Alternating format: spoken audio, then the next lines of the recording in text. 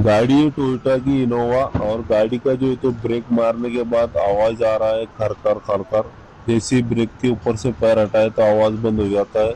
तो हमने इसको डायग्नोज किया तो इसके ब्रेक पैड जो है तो पूरी तरीके से खत्म हो चुके हैं, और ब्रेक पैड के साथ ही साथ जो है तो डिस्क रूटर भी डैमेज हो गया है।